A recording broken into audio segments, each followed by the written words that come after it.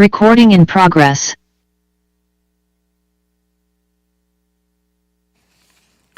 Chair Ebnetter, we're ready to begin. Thank you. Welcome to this special meeting of the Planning Commission this Thursday evening, October the 5th. I now call this meeting to order. Please join me in the Pledge of Allegiance. I pledge allegiance to the flag of the United States of America and to the republic for which it stands, one nation, under God, indivisible, with liberty and justice for all. Ashley, could you please do the roll call? Yes, Chair Ebnetter. Present. Vice Chair Patel. Present. Commissioner Nugent will be arriving late today. Commissioner Wiggins. Present. And Commissioner Williams. Present. Thank you. This is a special meeting, and the conference ID is 880-9027-7134, passcode 192031. Again, conference ID 880-9027-7134, passcode 192031. Good evening and welcome. We are excited to be here in person with options for virtual participation. For those attending in person, please complete a yellow request to speak slip and hand it to the clerk. If participating remotely, use the raise your hand feature in Zoom and you will be called on at the appropriate time. If calling in via phone, press star 9 to raise your hand, and when called upon, press star 6 to unmute. These options for public comment will remain available until I close the public comment period for that specific item. And item number 1 is the scoping meeting for environmental impact report associated with Block 20 mixed-use project at 500 East 4th Avenue, PA 2023003. We will start with a staff presentation, clarifying questions from the commission, and then public comments. Members of the public are given 2 to 3 minutes to speak, depending on the number of speakers. And one more note, we welcome speakers providing public input, but please be advised this is a limited public forum. As such, speakers must stay on topic if speaking to a particular agenda item. If speakers fail to follow these rules, they will be warned. And if they continue to disregard our rules, their opportunity to speak will be ended. Once the public comment period is closed, the commission will deliberate and provide comments and input to staff. Rendell, could we please have the presentation? Thank you, Chair Ebnetter. If I could just have a second to pull it up. Perfect. Good evening, Chair Ebnetter, members of the Planning Commission, Rendell Bustos, Senior Planner and Staff Planner for this evening's item, which is a scoping meeting for the Environmental Impact Report, or EIR, for the Block 20 mixed-use project located at 500 East 4th Avenue.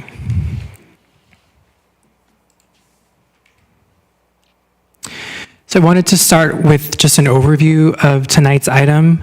So we'll start with introductions from staff, as well as from the city's environmental consultant, followed by an overview of the purpose of tonight's meeting, as well as the California Environmental Quality Act, or CEQA, as well as the EIR, followed by next steps in the process.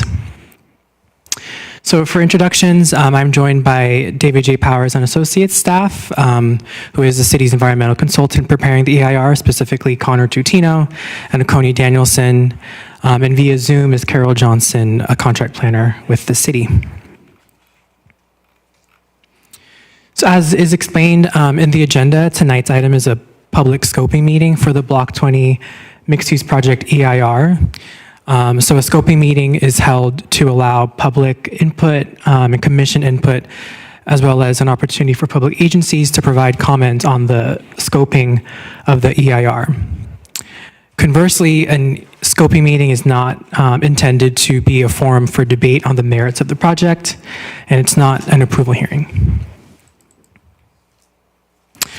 So going on to some background on the project, starting with the location. This is an aerial showing the project's vicinity, which is in the city's downtown support area, just east of the railroad tracks. So the site is highlighted here in orange. The block is bound by East 4th Avenue, South Claremont Street, South Delaware Street, and East 5th Avenue. And this map also shows the proximity of the downtown Caltrain station shown in red, which is about a quarter of a mile from the site. The parcel area is about 1.16 acres and just over 50,000 square feet. It has a general plan land use designation of downtown retail core support, which is consistent with the zoning designation of CBD/S, which is the Central Business District support. So these are images of the existing uses, which includes an existing restaurant or Taco Bell. It also includes a vacant lot, which is formerly occupied by a gas station, a preschool, a single-family dwelling, as well as two historic resources, which are represented with an asterisk, the Cemetery Gardeners Association and the Japanese American Community Center, or JACC. We'll be discussing these in greater detail in the forthcoming slides. So this project was last reviewed by the Planning Commission as a study session for its pre-application in December of last year. So the project is now in its formal application stage and has been revised since that pre-application. So the project is still a 6-story mixed-use building with a total floor area of about 209,000 square feet. The proposed use mix includes 138,000 square feet of office uses, 86 residential units, ranging from studios to 2 bedrooms, which would be located on the upper 3 floors of the building. And of those 86 units, the project would devote 15% to the very low income category, which equates to 9 units. Since the pre-application, the applicant did incorporate a restaurant or cafe use on the corner of 5th and Delaware of about 1,600 square feet. And so with that, I will pass it to Connor Tutino from David J. Powers. Thank you, Randall. Good evening, Chair, Vice Chair, and Commissioners, members of the public. My name is Connor Tutino. I am a CEQA Project Manager with David J. Powers and Associates. With me is Akoni Danielson, Principal Project Manager with the company. We're currently working under contract with the city to prepare an environmental impact report, also known as an EIR, for the project. So on this slide, you can see an overview of what we will be covering tonight. First, I'd like to give a brief introduction to the California Environmental Quality Act, also known as CEQA. CEQA is a state law that applies to all public agencies in California.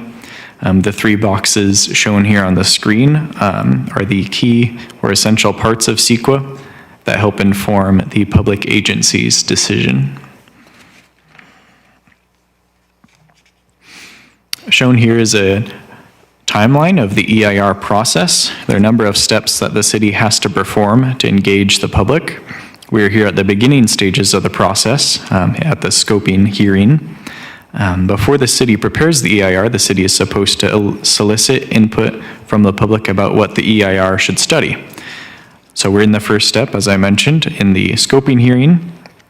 Also included in this step is the release of a notice of preparation, also called an NOP, which will circulate for approximately 30 days. We're in the middle of that circulation period, which began on September 18th and will end on October 18th. And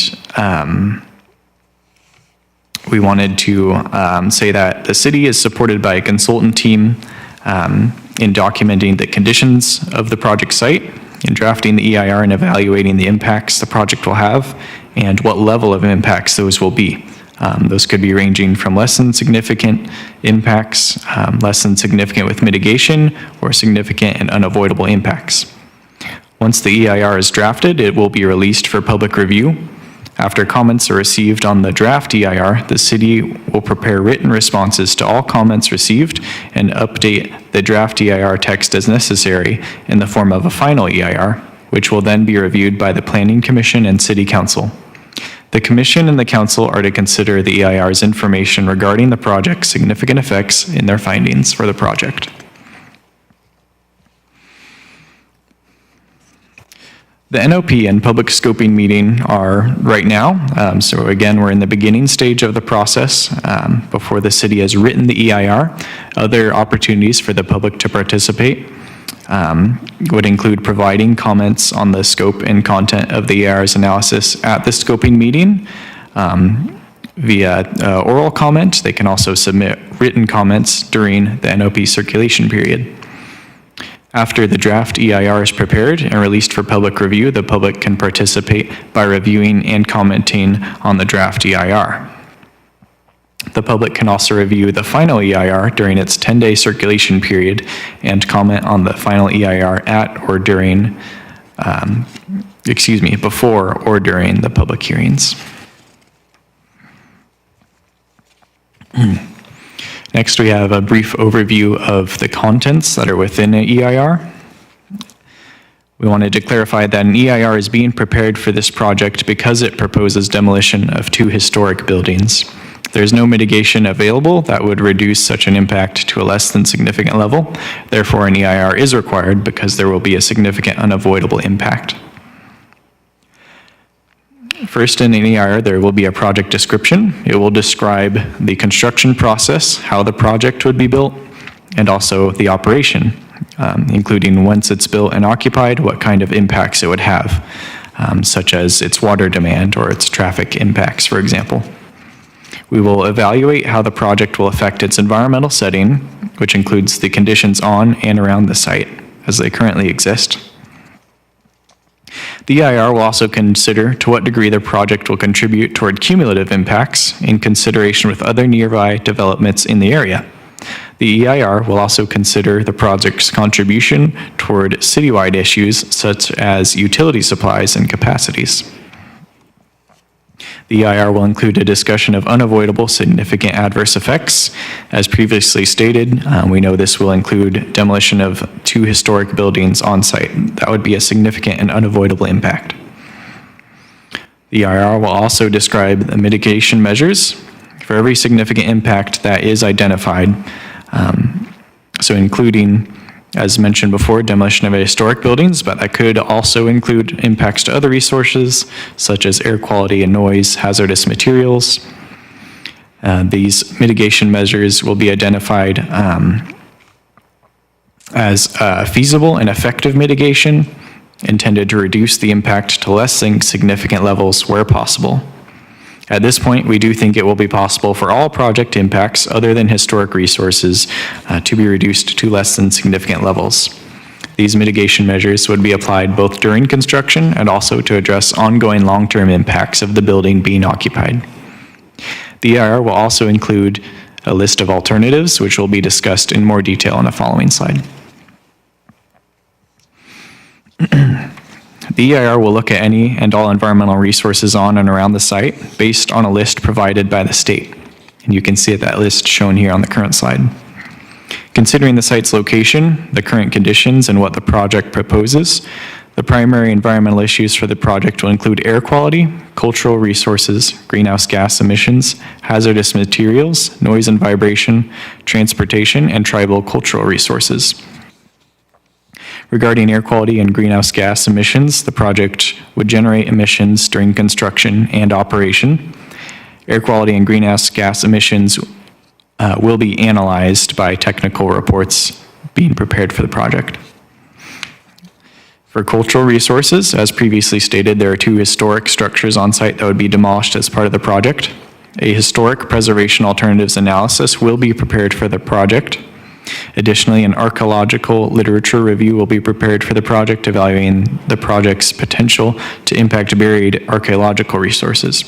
Tribal consultation will be carried out by the city in accordance with AB 52.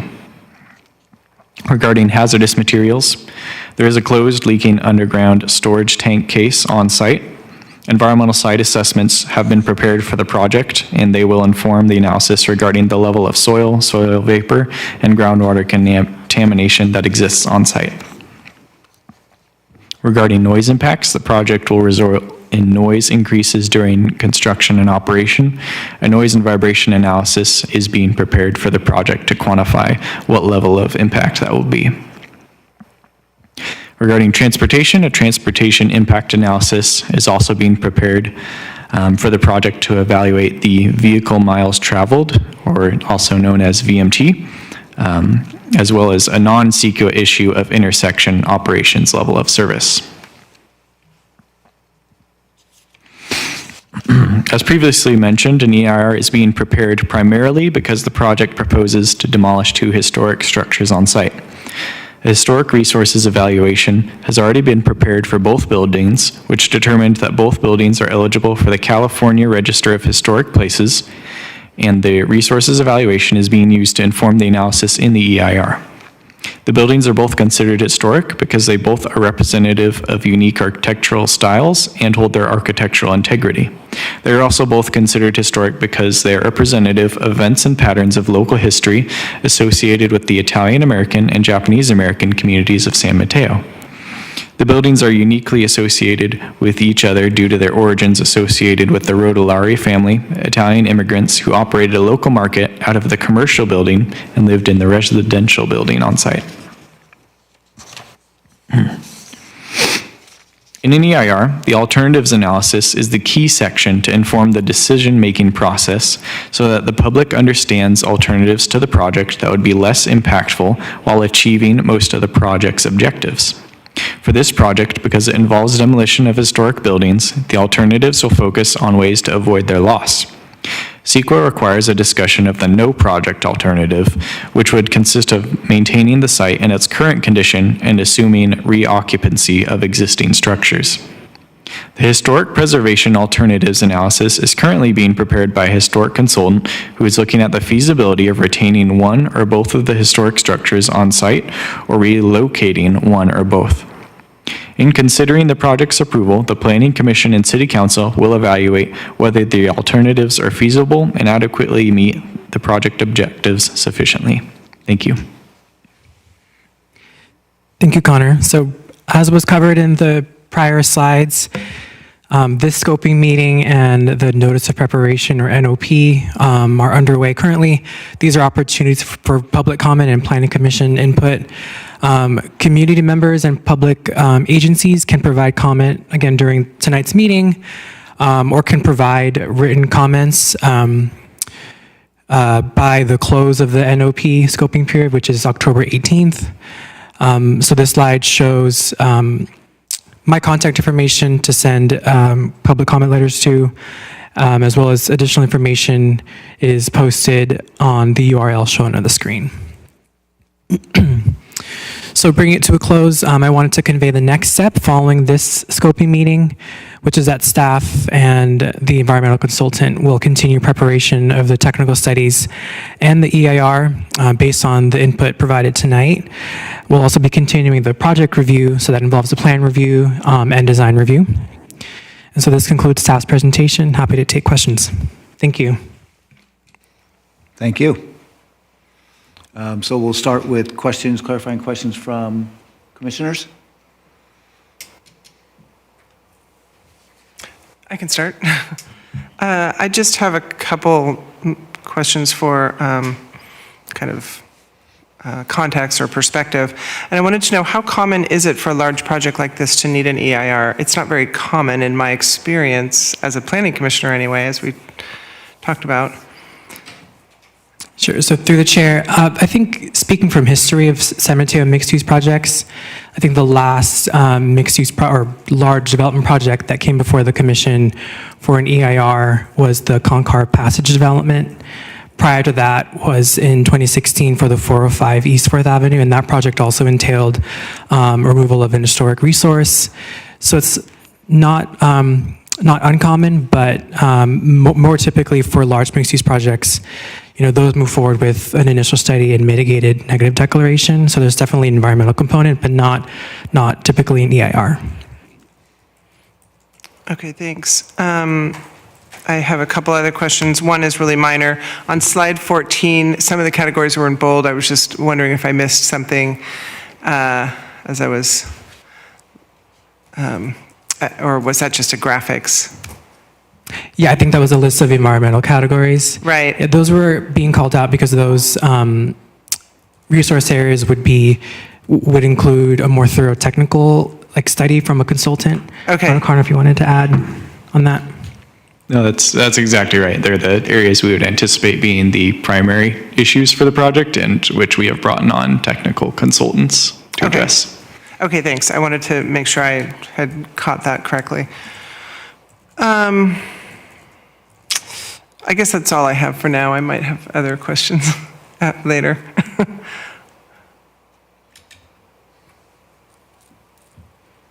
Thank you. I have one question. On your slide where you talked about the no project alternative, it says that the no project alternative assumes reoccupancy of the buildings.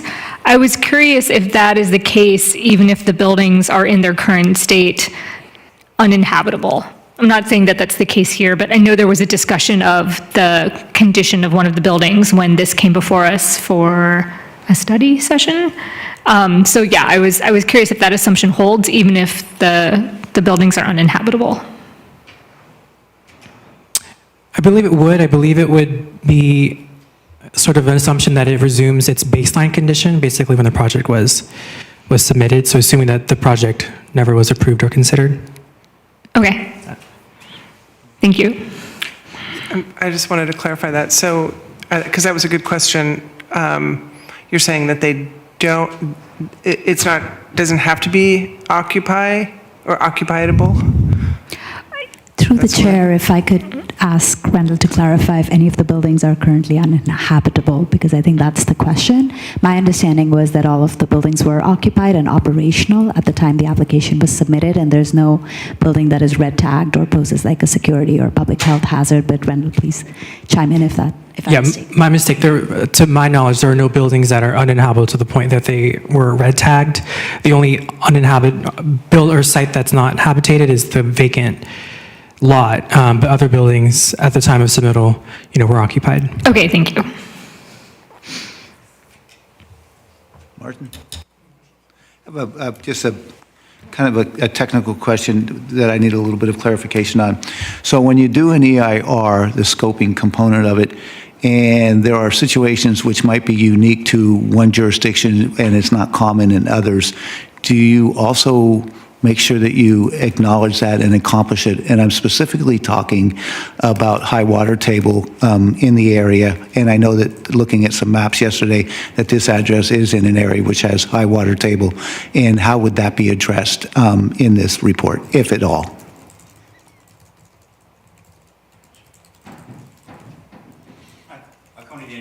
Our associates also assisting the city. So yes, so we certainly would be taking into account the elevation of the water table. So we would have either a geotechnical report, which we're going to get from the applicant because they use that for the design because they have a below grade parking structure. So we would figure out from that report, and also the hazardous materials report, the seasonal groundwater levels and whether during construction there would need to be dewatering.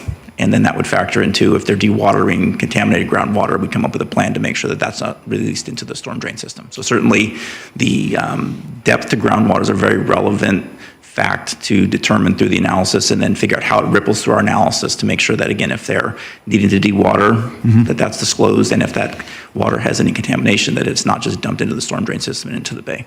Great. Yeah. Thank you. That was my only question. We can go to public comment period, please.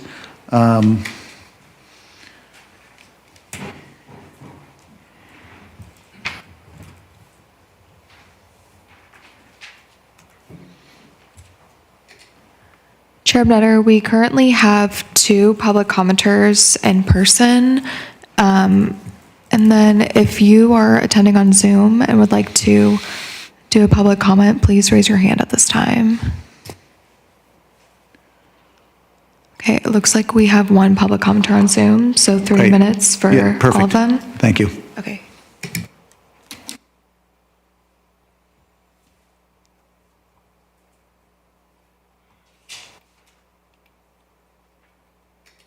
Our first public commenter is going to be in person, Jaime Velasquez.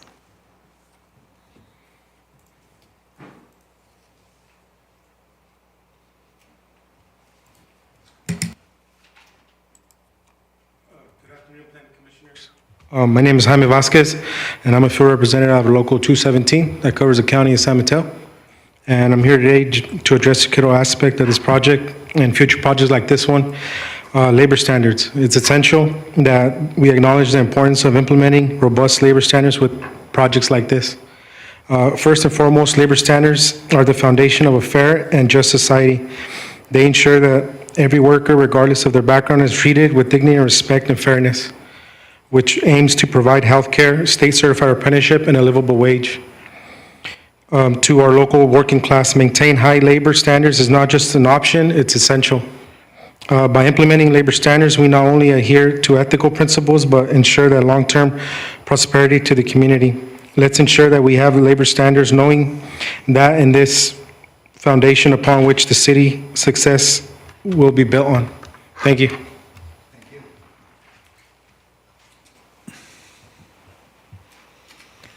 Our next public commenter is in person, Lori Watanuki. You can come up.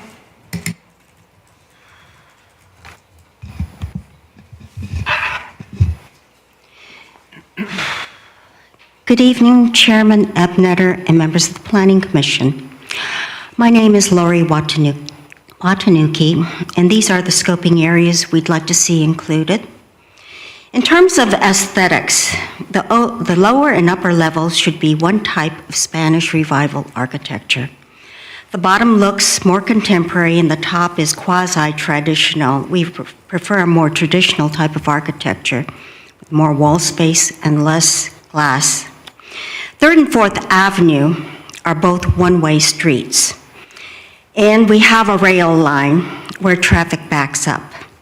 So we'd like for you to take a look at air quality, circulation, transportation, greenhouse gases, emissions, traffic noise and traffic volume, and measurements for 4th, 5th, 9th, South Humboldt, and South Delaware. Parking analysis. Is the Block 20 on-site parking sufficient for the office workers, renters, and the construction workers? It needs to be realistic. Smaller companies, we've heard, are not going to be able to provide Caltrain passes. Many renters will have trucks that carry tools and equipment, and we're concerned about the spillover parking for the construction workers. It's been a concern on Delaware Street and 7th Avenue, so we'd like to see Block 21 used for construction parking. In terms of the cultural resources, there are 2 that will be demolished, and we'd like to explore all the alternatives for both 415 South Claremont and 503 East 5th. Another historic building which has not been included is 1007 East 5th Avenue, and we feel that should be included in the EIR. We're concerned about the traffic impacts and the traffic noise on 4th, South Humboldt, and 5th. Now, there is a gas station with, I believe, some toxic remediation, and there may be some hazards with heavy trucks and hazardous materials, which may impact pedestrians, bicyclists, and other residential properties. So therefore, we'd like to see commercial streets used and state highways. There was a mention of a builder's remedy, and we feel that this would not be a good transition zone alternative for our very small neighborhood of single-family homes and some duplexes. Thank you so much. Thank you. Our next speaker is on Zoom, Diane Whitaker. You can go ahead and unmute.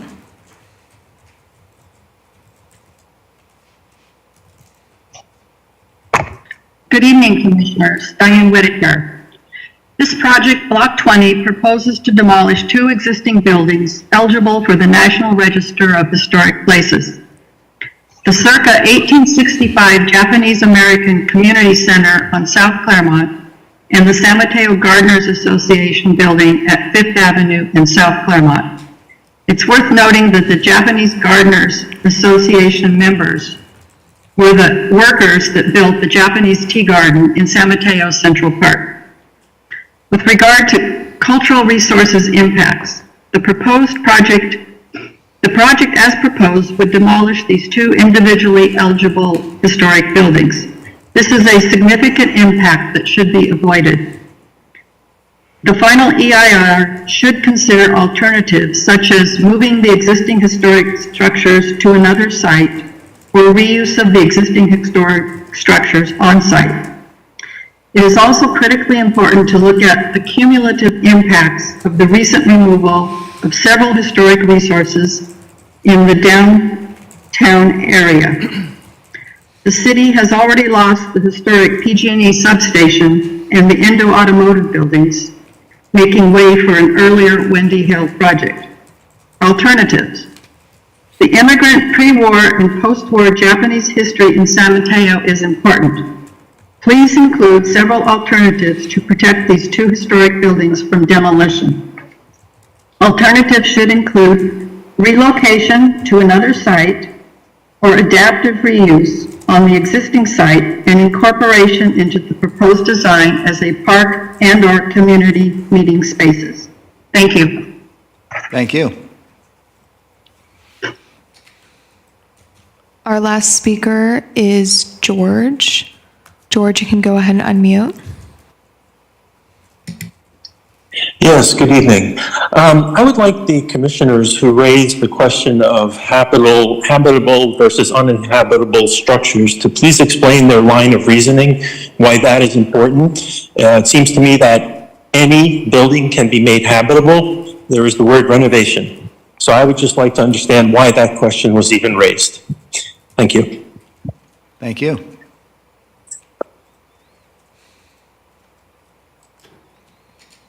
We don't have any more public commenters.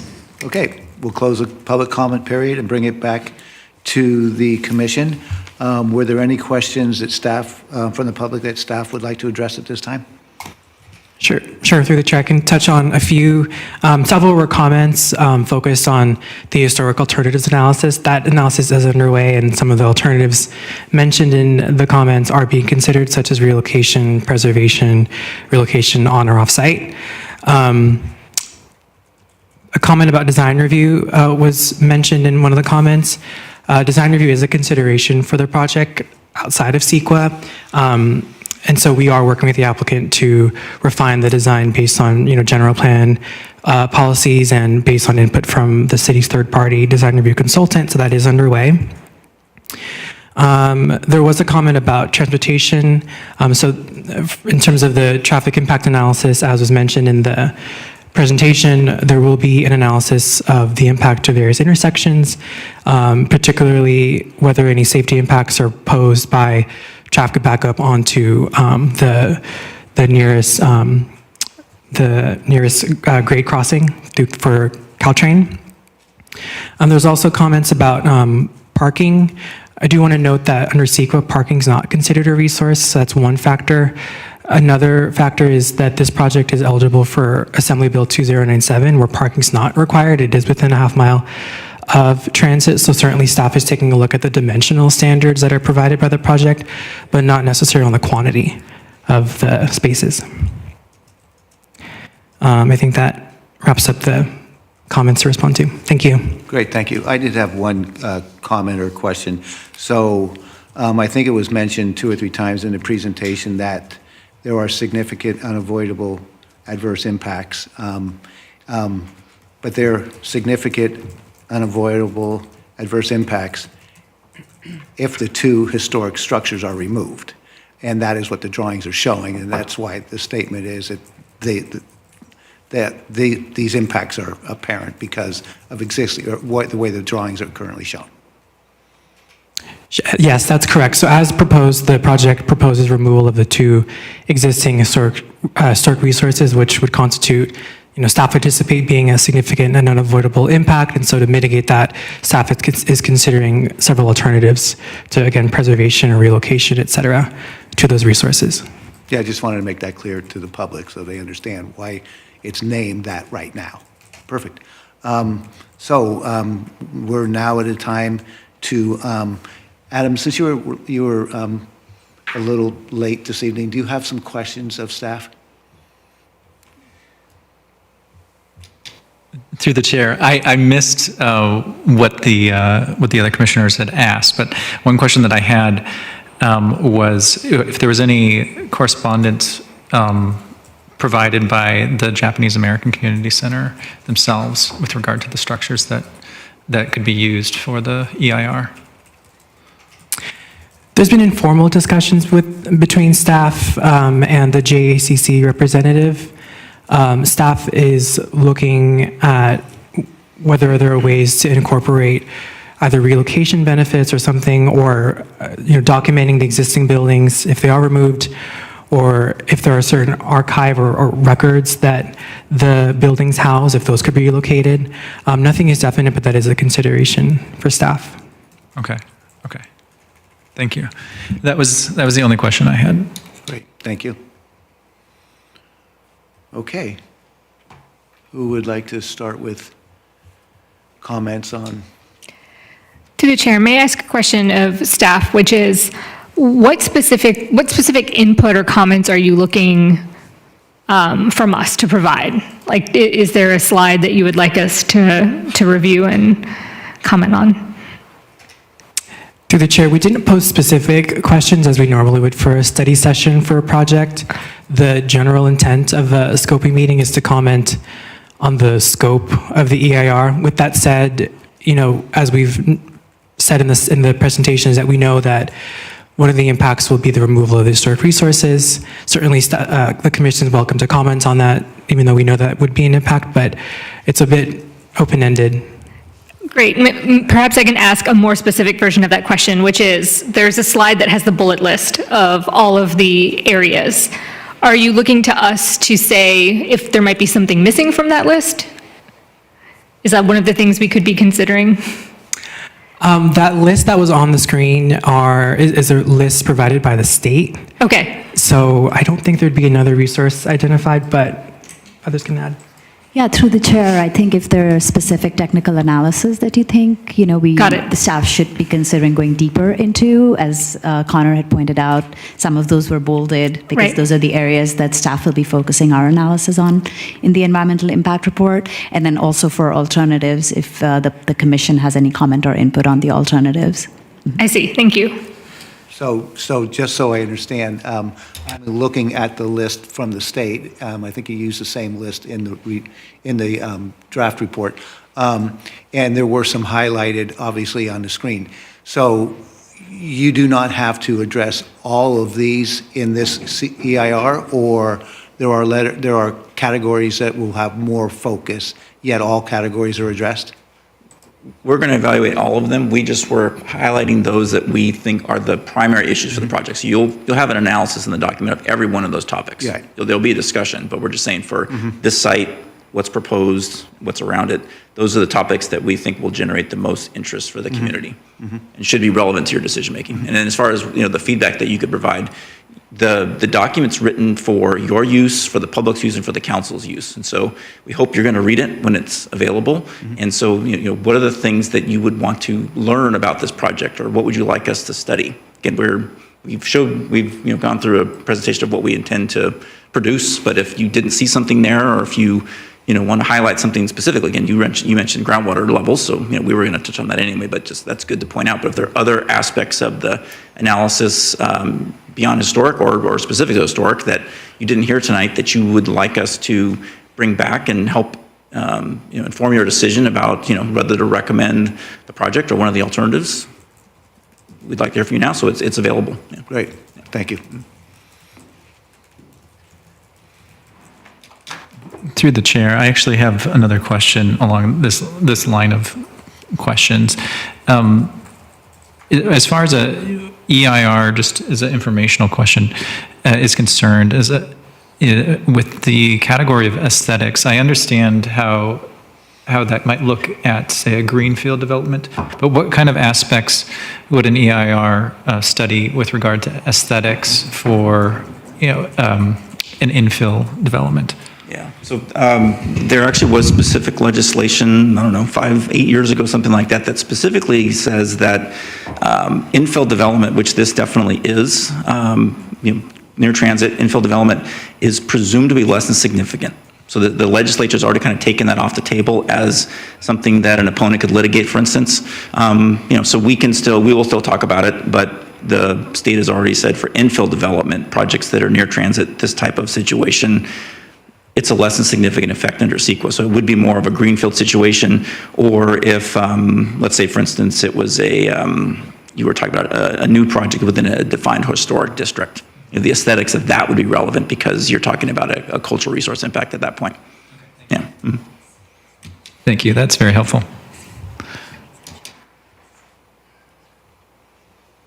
Okay. I guess I have another question. With regards to the discussion of alternatives to demolition, how are those determined? I mean, I'm just curious, does the applicant weigh in on those? Or, I mean, how do you determine what's feasible and not feasible? I mean, do you need to do that? So the CEQA guidelines say that you're supposed to apply the rule of reason, which is what effects does the project cause, what's the project trying to do, and how could you avoid them while still trying to achieve the project objective. So in this case, we think that the primary effect of the project is to demolish 2 historic buildings. So the focus of the alternatives is going to be how can we save them, either on-site or otherwise, while still achieving most of the project. Maybe not 100%, but come as close as possible while saving one or both of them.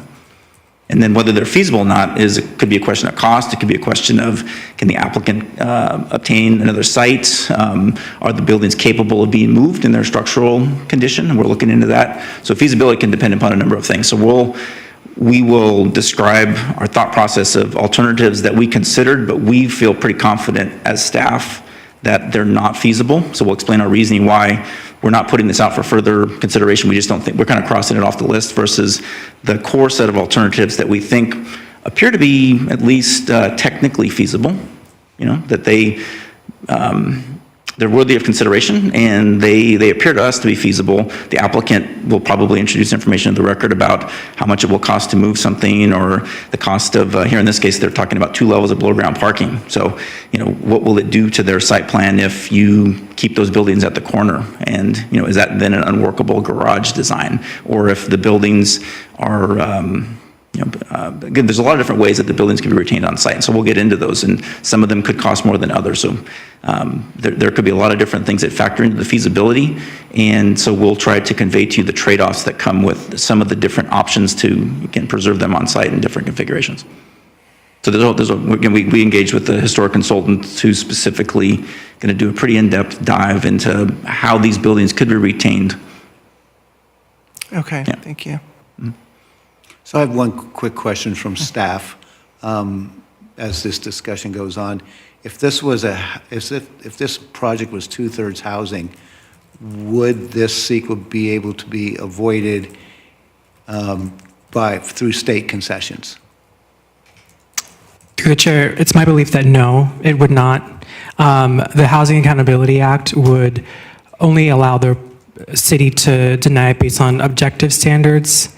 But this project is less than 2/3 housing, so it doesn't apply. So, yeah. Cool. Great, thank you. And through the chair, if I could add to that, so the Housing Accountability Act does require that the CEQA process still be followed. So all those impacts have to be still disclosed, and the state statute has to be followed in that regard. Great.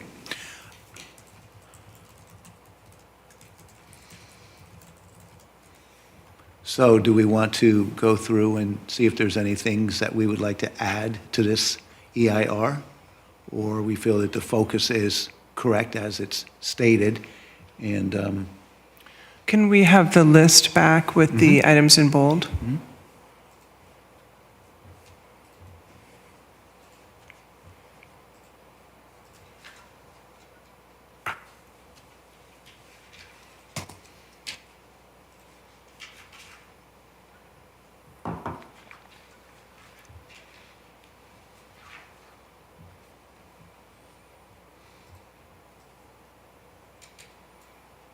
Through the chair.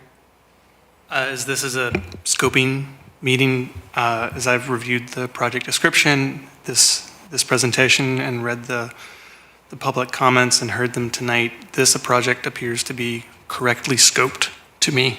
And so I do not really have any further comments. I want to thank the public commenters who I think have helped hone focus that staff probably already expected, but it looks to me, I don't see anything that could be an environmental impact that is not represented here. And so my comments are pretty slim. That's it. Thank you. Thank you.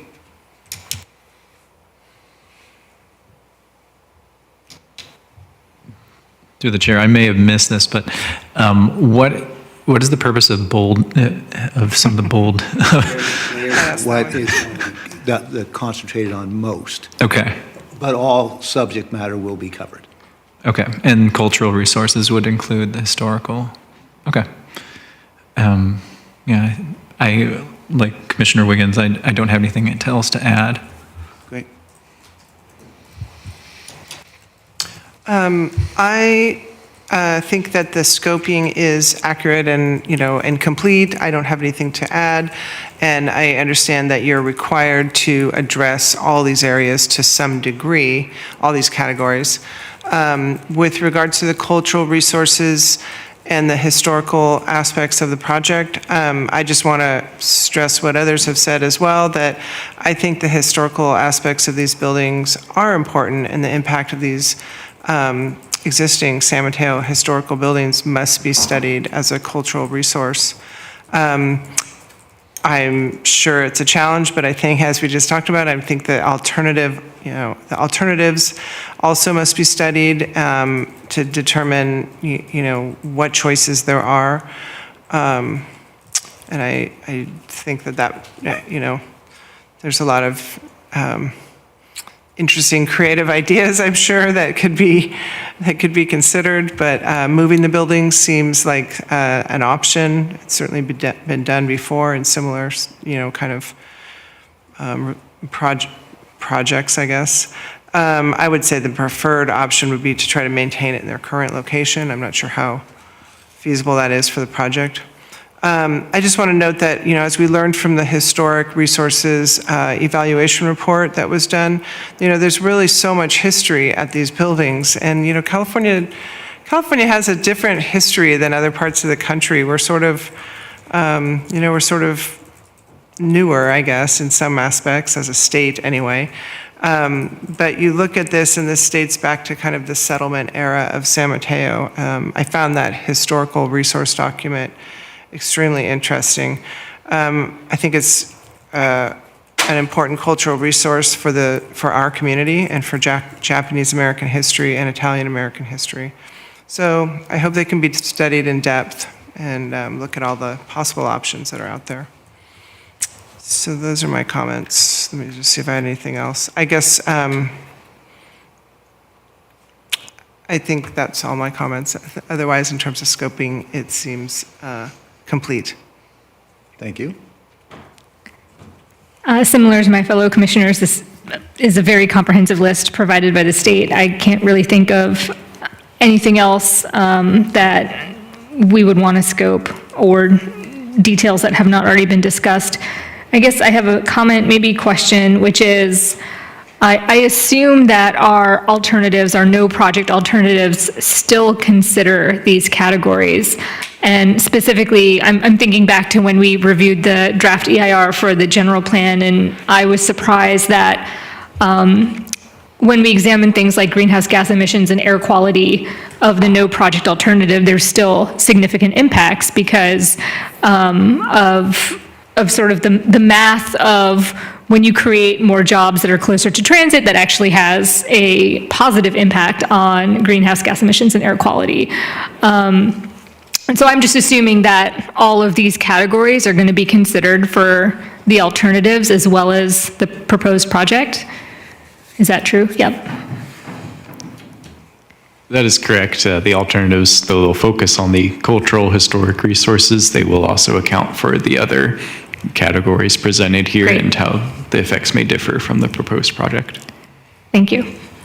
So yeah, no additional comments from me. Great, thank you all. One of my concerns is TACs, and there was one of the original Windy Hill projects was directly or right next to the train tracks. And part of the report had to do with toxic air contaminants from the trains braking. And because of that, Mr. Fields had agreed not to use leaf blowers on his property. And I'm hoping that he's been able to keep his word on that. It wasn't part of the conditions.